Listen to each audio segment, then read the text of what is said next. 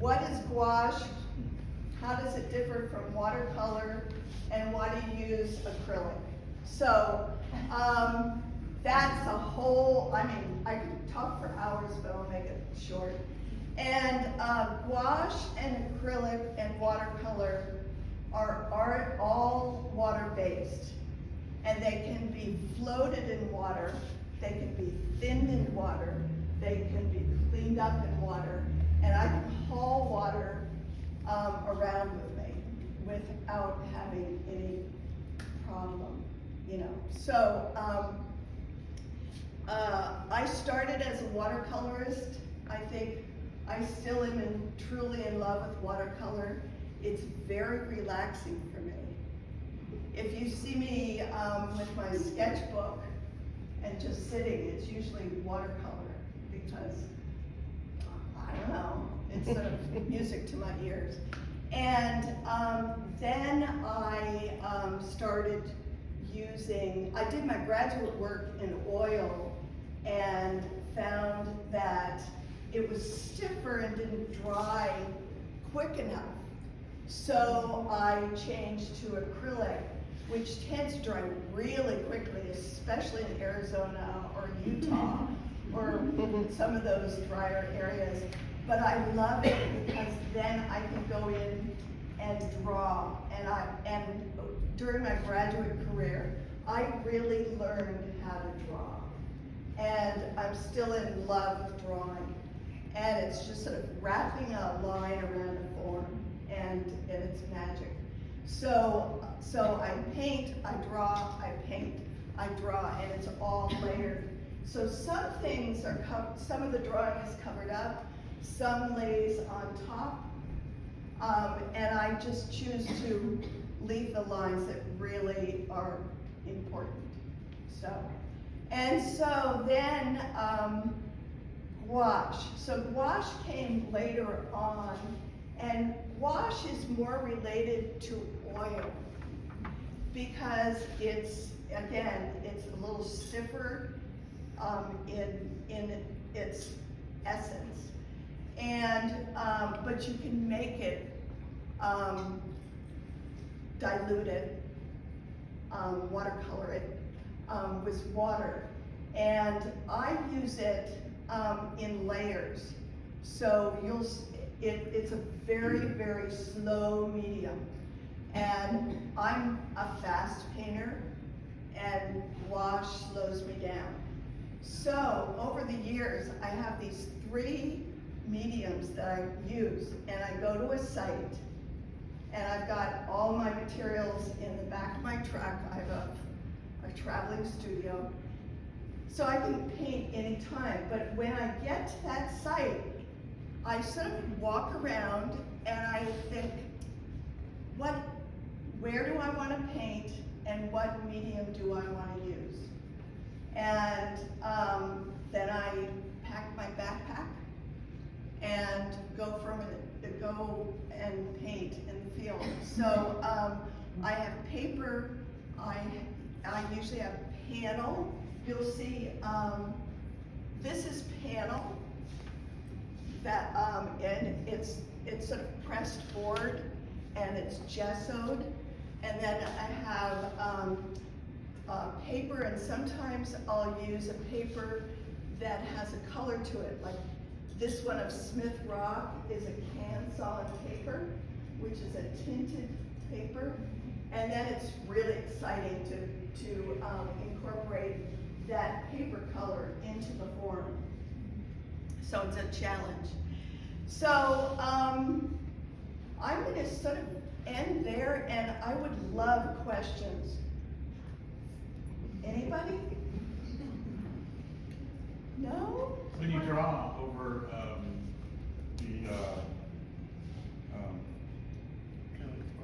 over the gouache, do you use charcoal or do you use graphite? I am usually using charcoal. Okay. Yeah. And some of at the very end, sometimes I'll get a really soft pencil and sort of just scribble it in, because that's a sort of, sometimes paintings just need a scribble. But mostly it's charcoal. And people ask, how can you keep your charcoal from mushing? Well, I don't know. It just doesn't mush for me. and I really do not know. And I'm using a really soft charcoal. It's fine charcoal. It's really skinny. Some of these, this I did in Ireland, and this was on a textured paper, and you'll see the texture comes through. And you apply charcoal, and then you take it, you extract charcoal with a eraser. So you apply, you erase, you apply, you erase. So you're really making lines with your eraser. And then you're gonna see that I use a Conti, a compressed charcoal at the very end, so that I have sort of a forward line, so that that compressed charcoal line feels like it's more in the foreground than the background. Okay, next question. Okay, go. Well, I just have a kind of comment question, and that is, I mean, look at this drawing. That reminds me so much of Jacques Mandy. And you know, and you know, I've always been a fan of Jacques Mandy, and it's just amazing how much expression he gets from line work. You know, so that it's not the beginning phase. It's like throughout. And so it's interesting to me that you have that sort of feeling for the emotional energy of line work, like Jacques Mandy, and yet you have very solid painting sorts of things.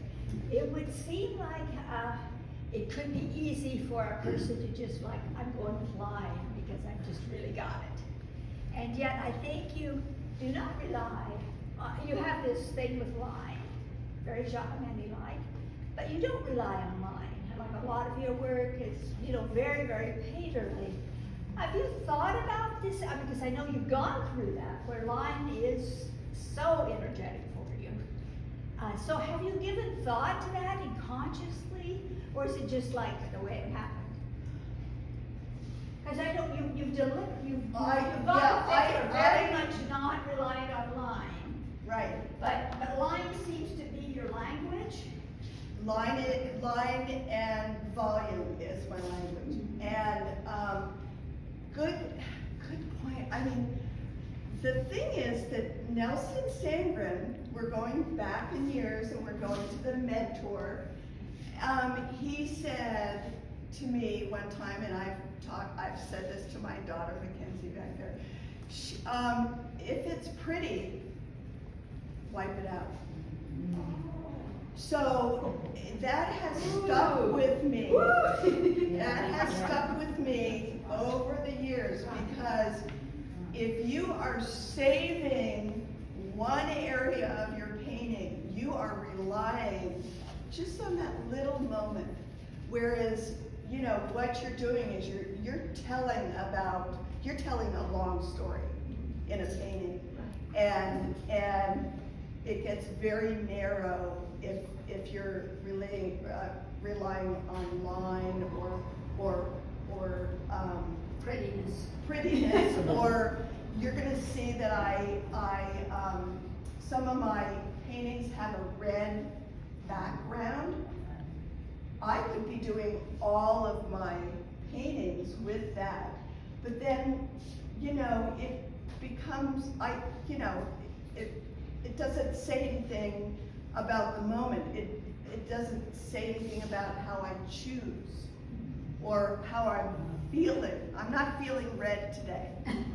You know, I'm feeling blue. Yeah. So, thank you. Tim? So regarding light and time of day, do you have preferences? Do you ever arrive on a scene you want to paint and say, oh, I need to come back later? Never. Never? It's like You arrive and that's what you get. Right. And because then you sort of see what there is. And that's the gift that nature gives you. It's like, it's ever changing. And I'm not a real early riser, so you're not gonna see a sunrise. The morning magic hour. No, no. So, you're getting between 9 and 5. And so, and Debbie paints with me and she gets frustrated because I don't know. So, good question. Back to this painting, Ingrid, hi. Hi. Saw you at Playa. Good, I know, I had a residency with Ingrid. Yeah, and Yes, I saw a Playa. in Playa, Playa, which is- yeah. yeah. But getting back to this one, the Mount Ashland one, and the concept of pretty, am I correct, or maybe I'm just reading into this, that that's after a fire? Well, I've been asked about that, and it is what yeah, It's after a fire. that was a few months ago. Yeah, it's Yeah. not pretty, but it's stunning.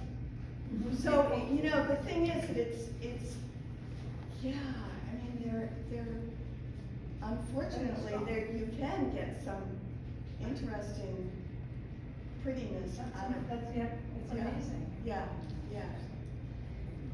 So that's what makes your acrylic look like watercolor? Is it watering it down or also the paper? Sometimes I Both, just use both.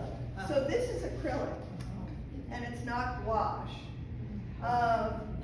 And I use a lot of water. And the paper absorbs the pigment, and it absorbs the water, and it gives it a different sheen. Whereas, like Spectrum behind Nick there. Yeah, there's one. You can pull your color out and just push it in somebody's face. And it doesn't have to be plastic. It just is it's color and form. Yeah, and again, on that one, I layer up the acrylic so it's not just out of the tube. It's always layered. It takes me forever to get a painting painted, but it looks like I just dash it in. Oh, here. Well, that's funny that you say that, because I feel a lot of spontaneity in your paintings, even though you say it's many layers, and a lot of emotions, and even moodiness. Like that seems very moody. So, do you want to say anything about that? You want to ask my husband?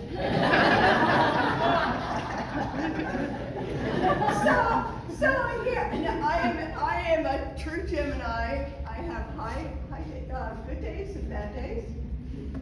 But painting is always a good day for me. And,